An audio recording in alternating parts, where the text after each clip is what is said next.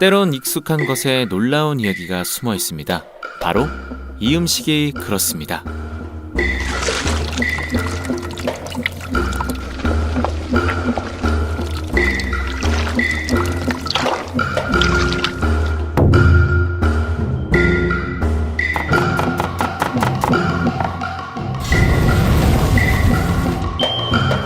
육수와 면, 토핑의 삼박자가 만드는 황홀한 하모니, 바로 일본 라멘입니다.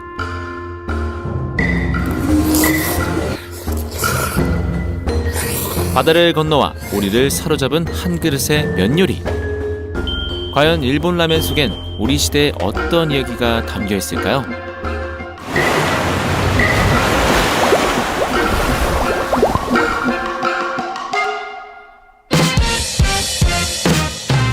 부산 최고의 번화가 서면. 유행에 민감한 청년들에게 주목받는 식당이 있습니다. 줄을 서는 수고를 기꺼이 감수해야 합니다.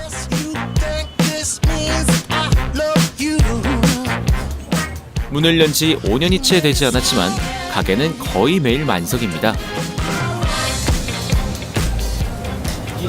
그 식당만의 특유의 그 조리법이라든가 맛이라는 풍미라는 게 있기 때문에 유명하고 인터넷에도 많이 보이면 나도 여기 왔다 이렇게 자랑하고 싶은 그런. 시그니처 메뉴는 마제소바. 특제 소스에 면을 비벼 먹는 일본식 비빔라멘입니다. 우리나라에 흔치 않은 마제소바. 셰프에게도 첫인상은 강렬했습니다. 중독적이고 좀 특이한 맛. 처음 먹어본 맛이었는데 먹고 집에 가니까 며칠 뒤에 또 생각이 나더라고요. 동경식 마제소바는 일본에서도 면 볶기가 어려운 메뉴로 유명합니다. 소스에 무려 60가지가 넘는 재료가 들어가는데요. 만드는 과정이 까다로운 만큼 셰프의 기술이 매우 중요합니다. 마제소바는 일본 도쿄라멘 대회에서 우승한 장인의 레시피로 만들어졌습니다. 그런데 당시 라멘 대회 우승 메뉴는 마제소바가 아닌 다른 음식이었는데요. 바로 이에케 라멘입니다. 그 매장에서는 이에케 라멘, 돈코츠 라면이 주력 메뉴였는데 마제소바를 처음 배웠어요. 근데 이제 이에케 라멘은 안 알려주더라고요. 돼지뼈 육수에 김을 올린 이에케 라멘. 맛이 묵직하고 깊은데요. 그는 레시피를 간절히 배우고 싶었습니다. 그분도 30년 넘게 라면을 힘들게 배웠고 이제 어쩌면 이방인한테 잘 안 알려주고 이제 오픈을 안 하려는 그런 이제 5년이 넘는 긴 설득 끝에 겨우 기술을 배울 수 있었죠. 저희가 이제 라면을 계속 열정을 보이고 일본도 찾아가고 서로 신뢰가 쌓이고 이제 인간적으로 좀 가깝게 되니까 인정을 해주는 그런 느낌이 있었고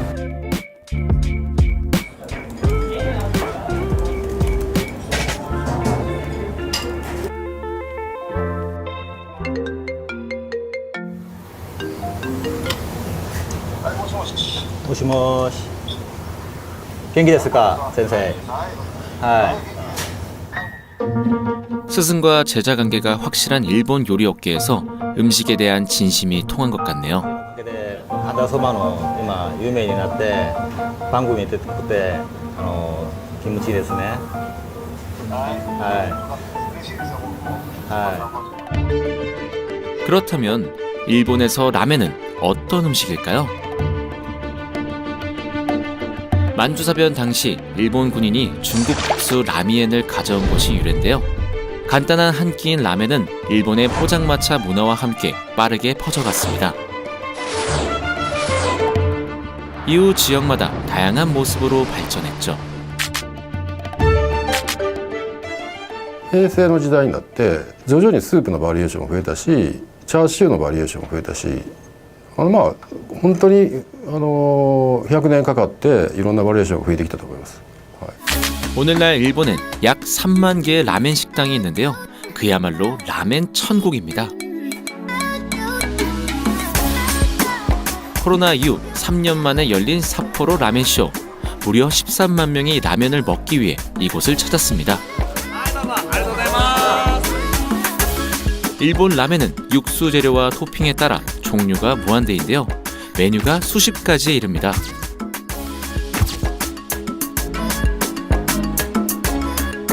일본인의 뜨거운 라멘 사랑이 그대로 느껴지네요. 軽食とかではなく、もう本当にメインとして一食として食べられているものだと思います。もうお昼のランチタイムに食べたり、デートで食べたりとか、本当に食事として一食の食事として召し上がられている食べ物ですね。 라멘은 100년 남짓한 역사 속에서 일본인에게 큰 사랑을 받는 음식이 되었습니다. 그렇다면 우리는 언제 일본 라멘을 맛보게 된 걸까요? 1980년대 이후 해외여행이 쉬워지고 국민 생활이 향상됨에 따라 외국으로 여행하는 이들이 부쩍 늘어나고 있습니다. 이영표에게 문전으로 올릴 필요가 올린다. 안정환 헤딩! 특히 2002년 한일 공동 월드컵 개최가 서로 한일 교류가 엄청나게 이루어졌던 시기예요. 그러니까 이제 그런 시기에 라멘에 대한 발견을 하게 된 거죠.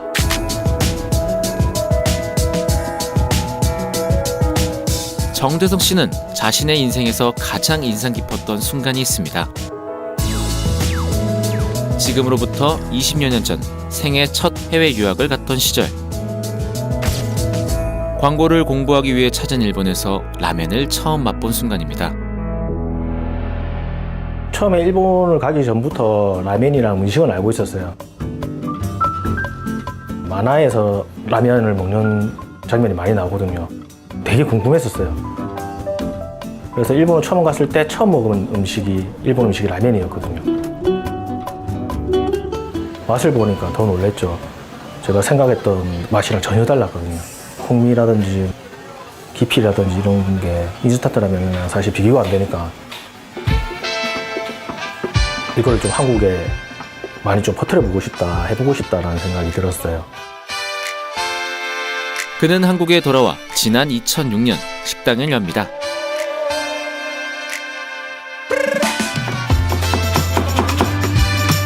많은 가게가 생겼다 사라지는 요식업계에서 그는 무려 15년이 넘게 라멘을 만들고 있죠. 2000년대 이후 라멘이 우리나라에 들어오게 된 것에는 정대성 씨와 같은 이 땅에 많은 청년들이 숨어 있습니다. 그렇다면 그가 생각하는 라멘의 매력은 뭘까요? 정말 수천 가지, 수만 가지 라면의 종류가 만들어지거든요.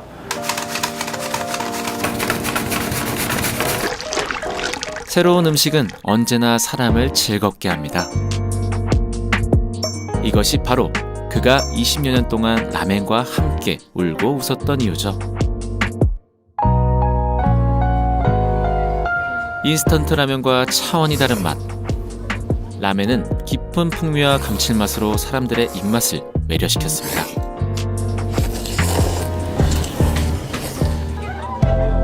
그런데 라멘이 처음부터 사랑받았던 것은 아닙니다. 익숙하지가 않았기에 반감이 있었죠. 국물을 좋아하는 한국인에게 음식에서 가장 중요한 것은 육수인데요. 라멘의 육수가 매우 짜고 진했기 때문입니다. 제 기억에는 이제 95년쯤 되는데 그 시기에 이제 지금의 서울의 강남에 라멘집이 생긴 거예요. 그 집은 6개월 만에 문을 닫았죠.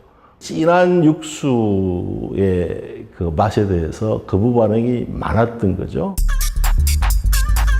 한국과 일본의 교류가 활발해지면서 라멘에 대한 평가가 달라졌습니다. 많은 사람들이 라멘을 맛보기 시작했고 거부감이 줄어들었죠. 서로 간의 음식 경험이 늘어난 겁니다. 일본과의 왕래가 빠르게 늘었던 2000년대 이후는 라멘의 인기가 높아지기 시작한 시기와 일치합니다. 이게 경험치라고 생각을 합니다. 그래서 라멘에 대해서 얼마나 소비자들이 경험을 많이 했느냐, 이제 많이 접하다 보니까, 그리고 세계 여행을 가더라도 라면집들이 많이 생겼고, 또 이렇게 하다 보니까 익숙해져 가는 겁니다.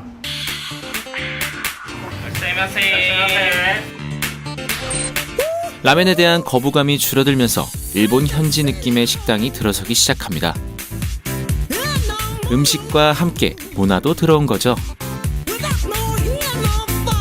일본에 놀러와서 라면을 먹고 간다라는 느낌을 가질 수 있는 일본 스태프들이 문화를 전파를 했다고 생각을 하고요. 젊은이들은 라멘에 열광했습니다. 이색적인 한 끼, 그것은 한 그릇의 여행이었습니다. 한 그릇을 푸짐하게 주는 게 있죠. 먹는 쪽에서는 상대적으로 부담이 덜한 데다가 이국적인 요소까지 급격하게 퍼져나가기 좋죠. 사람들을 사로잡은 일본 라멘, 그러나 변화를 맞습니다. 2019년 노제펜이라 불리는 일본 제품 불매 운동이 일어나기 시작합니다. 일본의 일방적인 수입 제한 조치에 거센 반발이 일어났는데요. 일본과 관련된 제품들이 문매를 맞았습니다. 라멘도 예외가 아니었습니다. 일본인 감성을 그대로 가져왔던 전통 일본 라멘집이라는 인식이 강하다 보니까 다른 조금 한국화된 라멘집들에 비해서 더 많은 영향을 받았던 것 같고요. 시간이 흐르면서 소비를 주도하는 세대가 바뀌었고 그들은 더 이상 시대의 안경을 쓰고 음식을 바라보지 않았습니다. 일본을 바라보는 세계관의 변화라고 생각하거든요. 그 세대는 스트레스가 없어요. 우리가 일본보다 못 사는 것도 아니고 일본하고 경제적으로 거의 대등한 시기에 태어난 사람들이기 때문에. 그렇다면 오늘날 라멘은 우리에게 어떤 음식일까요? 그 렌게라 부르는 스푼으로 그 스프, 국물을 한번 떠서 먹어봅니다.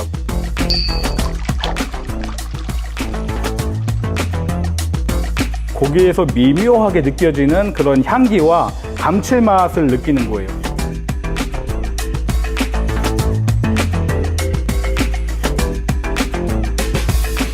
이렇게 맛있어? 근데 딴 데 갔는데 여기는 또 다른 맛있는 느낌인 거예요. 자타공이 나는 라멘 덕후인 성기 씨는 오사카 여행에서 라멘을 처음 맛본 후 지금까지 1000그릇이 넘는 라멘을 먹었습니다. 그 라면에 투자한 금액을 대충 산출을 해봤는데 1억이 조금 넘더라고요. 1억. 아, 이거 뭐야? 무슨 면 요리가 이렇게 막 감칠맛에 무장된 이 너무나 감동을 받았어요. 어느 순간에 일본 곳곳에 많은 개성이 있는 식당들이 있다는 것을 알게 되고 그렇게 여행을 해왔습니다. 제가 무슨 보물찾기를 하는 느낌이 들었어요. 성기 씨는 자신의 라멘 여행 기록을 블로그에 올리고 사람들과 다양한 정보를 나눕니다. 흔히 라오타라 불리는 라멘 덕후가 생긴 데는 SNS와 같은 미디어의 역할이 큽니다.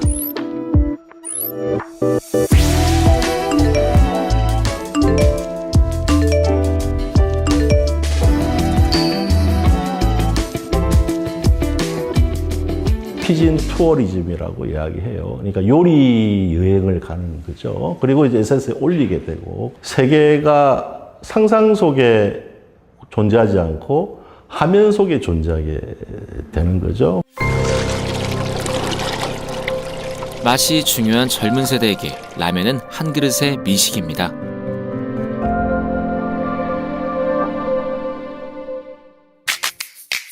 젊은이들의 성지, 홍대. 이곳엔 수많은 라멘 가게가 있습니다. ヨンナム洞自体がディズニーランドみたいな場所なので、サルカメもそのディズニーランドの中の一つのアトラクションだと思っています。 젊은 사람들이 핫플레스가 되니까 골목골목 라면집 없는 데가 없죠.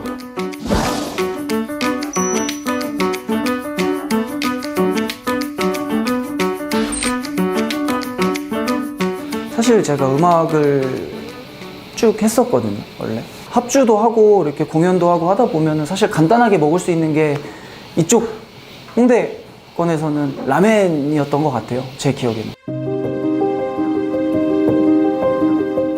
끼니를 때우기 위한 음식이었지만 라멘은 어느새 꿈이 되었습니다.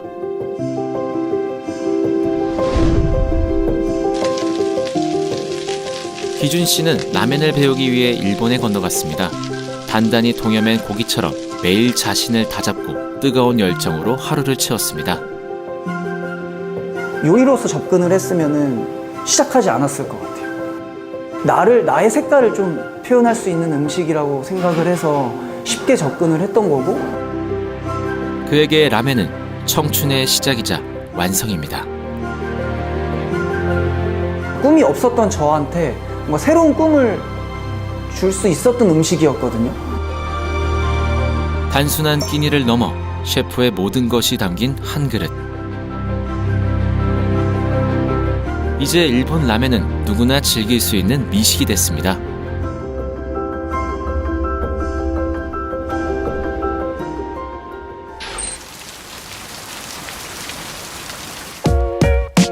비가 그치기 무섭게 사람들이 모이는 이곳.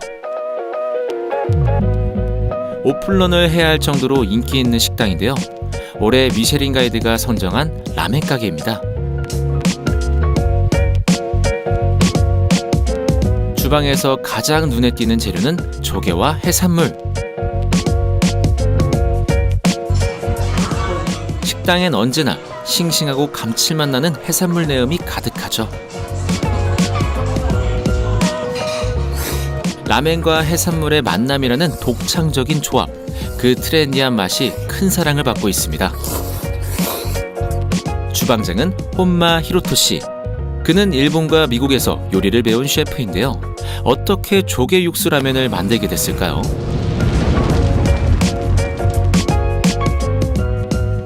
和食の世界では昔から貝の出汁を取るという文化がありますし、韓国にはカルグクス、美味しい食事があります。2つは共通点がすごく多いので、韓国の方にもすごく馴染んでいただけるものになると思っています。 원래 이곳은 한국인 셰프가 운영하던 라멘 식당입니다.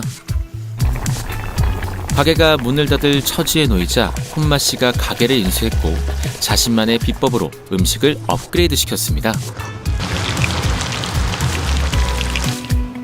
꽃게튀김을 올린 라멘은 큰 주목을 받았는데요. 그의 요리는 한국인 셰프의 뒤를 잇는 또 다른 미식 한 그릇이 됐습니다. 前のこのサルカメのオーナーと出会うきっかけがあって、体調を崩されていたので、こう素敵なラーメン店がソウルから減るのはすごくもったいないなと思って引き継がせていただくことになりました。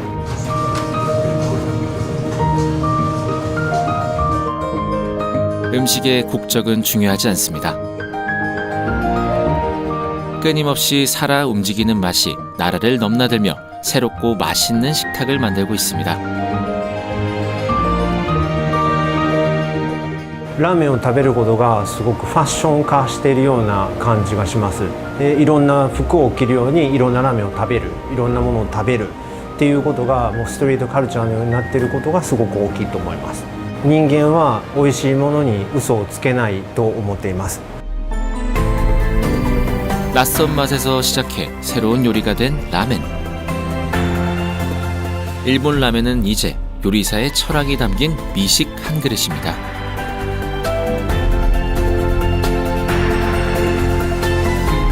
그리고 오늘도 음식에 진심인 사람들이 있어 그 맛은 뜨겁게 이어지고 있습니다.